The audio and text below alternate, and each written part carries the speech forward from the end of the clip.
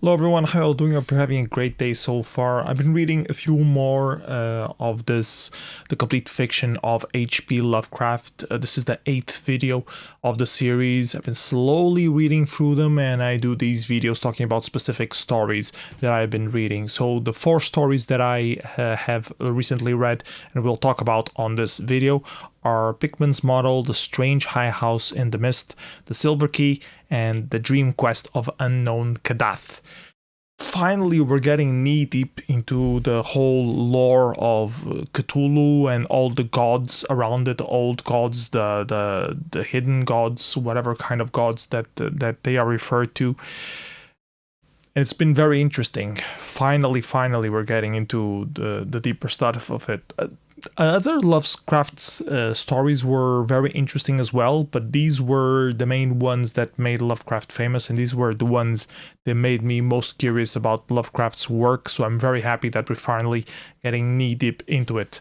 Pickman's Model, the first story that I actually am listing here, is not directly about the Cthulhu mythos. It has the usual references of Lovecraft, the usual cliches in the story building, mostly about horror and this depiction of a character that does this weird thing, and we're always left wondering if he is somehow connected to some obscure surrealist sort of plot or not.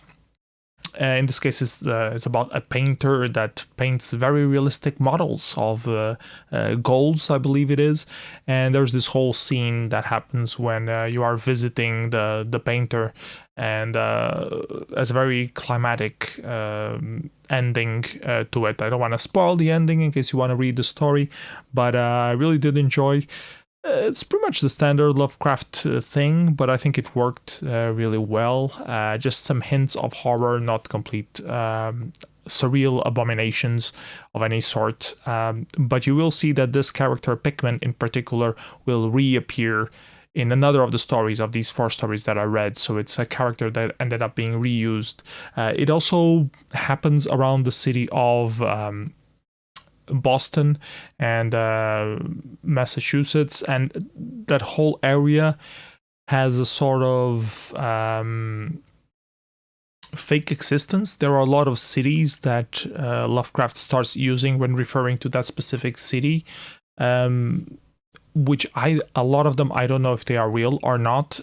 Stuff like Kingsport that he mentions, and Arkham. I never knew that the location Arkham came from Lovecraft lore. I know Arkham from Arkham Asylum and Arkham City in Batman. I had no clue that Arkham came from Lovecraft, and I actually thought there was like a real city that was really called Arkham, but I looked up on the internet. It was actually the lore of Lovecraft that he introduced this fictitious city where these weird dreams and occurrences, surrealistic occurrences happen. So he creates a whole parallel existence, geographical reference around the area of Boston with a lot of lore inbuilt into it, which I find very fascinating. I'm sure there are some documentation pointing out all the different locations and stuff. And it also links me back to one of the games that I played that referenced Lovecraft stuff a lot, which was Sunless Sea, and there's a sequel called Sunless Skies. In Sunless Sea, all of the little islands that you would find as you would travel this underwater, what's it called? It's a sea that exists, but it's completely in darkness. Sunless Sea, there's the name. Anyways, the little islands that you would find in the game all had these places that have the names that show up in the references here. So there is a Kingsport, there is an Arkham, there's a Cellophase, there's all of these different names that are being used on Lovecraft. They exist there, and I want to replay the game just to check if the lore on those different places actually connect to the stories of Lovecraft, or if it's like just the location is there and the setting is there and the lore that they use on the stories there is actually different, which I believe it is, but I want to double check that. Anyways, second story that I read, which I also enjoyed quite a lot, The Strange High House in the Mist. It's the story of a city that is close to this very sharp cliff, I guess it's called, where there is sort of like a lantern house there, which is a very hard access, impossible access even, and all the inhabitants of the city have never actually been there, or they tell rumors that someone eventually went there, but didn't come back. And this poet arrives to the city and he decides to go there. And the story tells us the journey of this person there, what he finds there, and it connects to all the other lore of the... I guess it's also can also be considered the part of the Cthulhu mythos, because it references the gods and the playgrounds of gods. And the poet... does have an interesting journey. I don't want to spoil the ending, so I'm not going to do that. I almost did it just now, but yeah, it's an interesting journey that we do along with him, and we are left wondering if it was all a dream or not. And going deeper into the concept of the dreams, and that the gods control the dreams, and the whole Cthulhu mythos is related between some sort of parallel dimension between the dream world and the real world that we exist.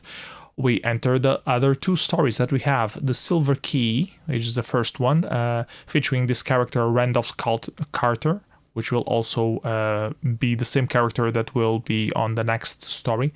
The Silver Key is about Randolph Carter going around in this location around Boston, different places, and he sees a lot of different places, and it reminds him a lot of his youth and the dreams that he used to have. And there's this weird interconnection between his youth and the dreams, and how he used to get into the dreams, and now that he seems to be locked out of the dreams, and some sort of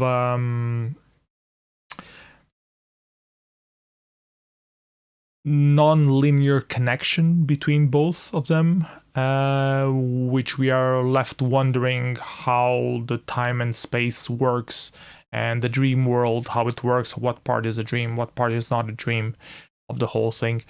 The reading was actually a bit boring. I didn't enjoy the story that much, but the whole concept and how it starts to tie the whole thing of a gateway into the dream world and connecting your youth with your past makes a lot of sense to connect all the lore.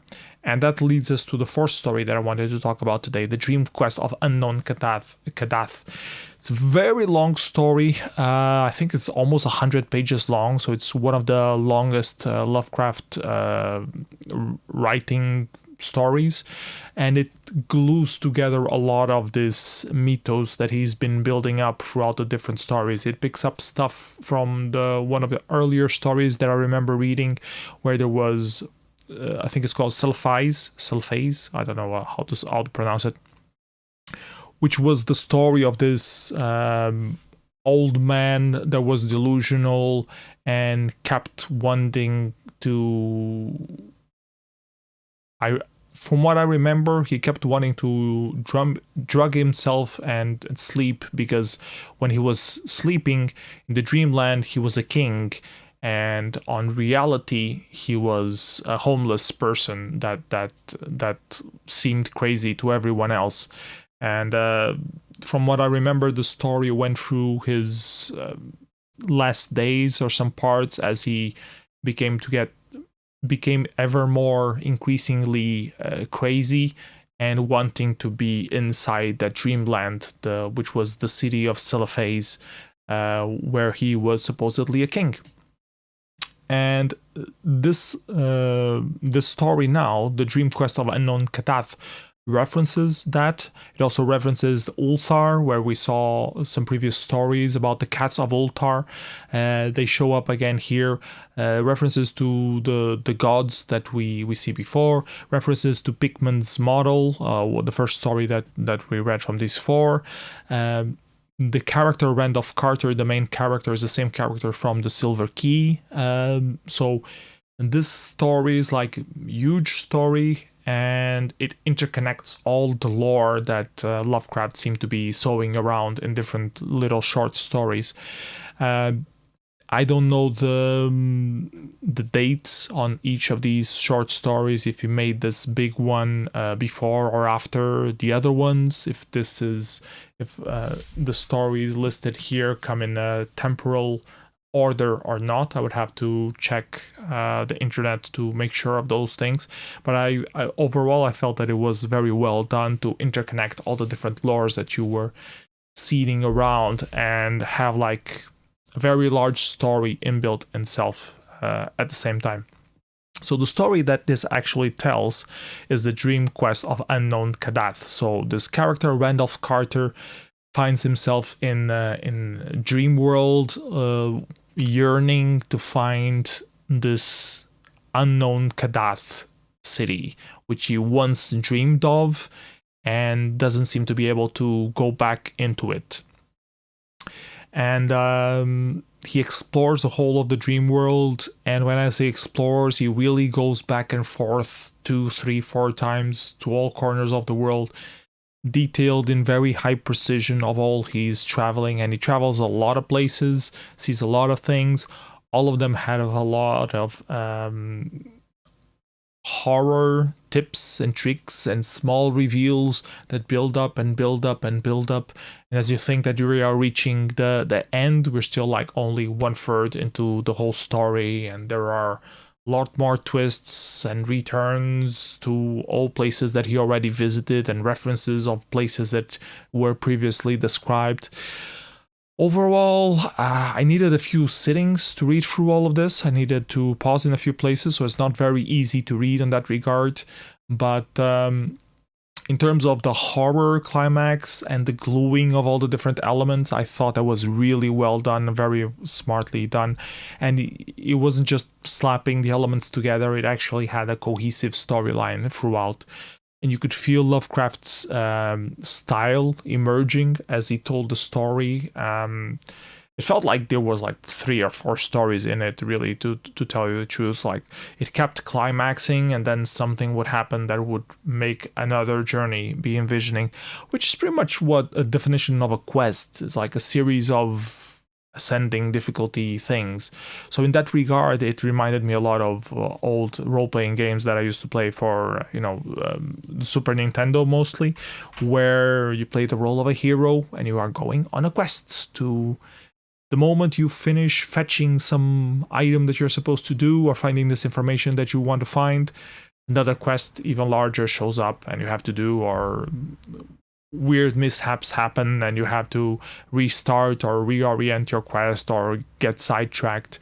And in that regard, I think it works very well. So it's completely different from the other stories of Lovecraft, but at the same time, he uses the same tone, the horror crescendo, horror climax of storytelling that he's so famous for, over descriptive in some places, like you want the story to move on, and he keeps just using adjectives to try to explain how horrific and horrible and mind-blowing everything is.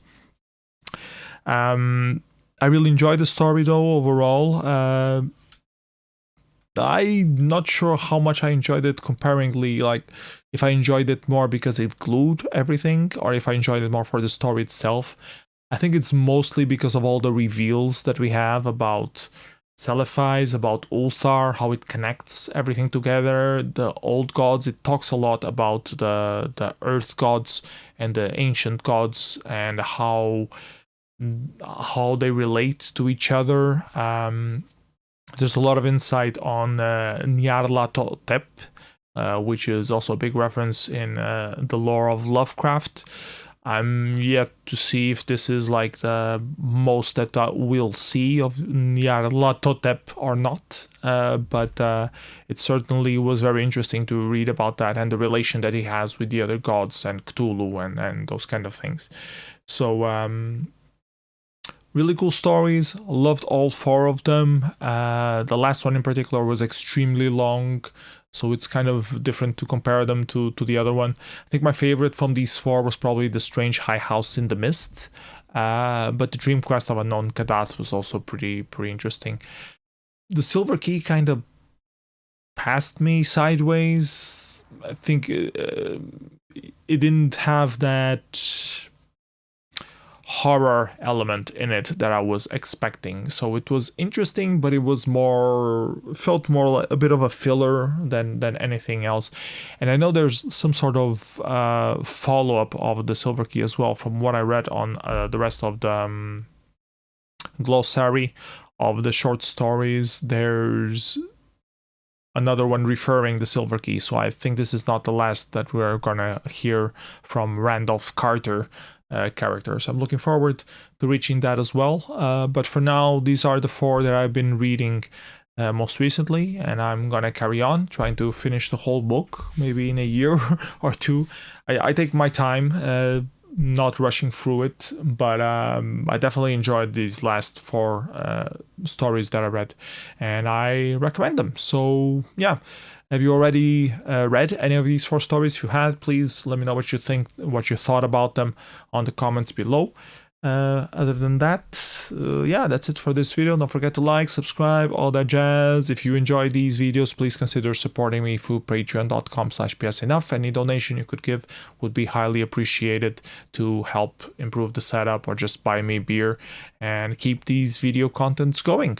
So yeah, see you next video. Bye bye everyone. Take care.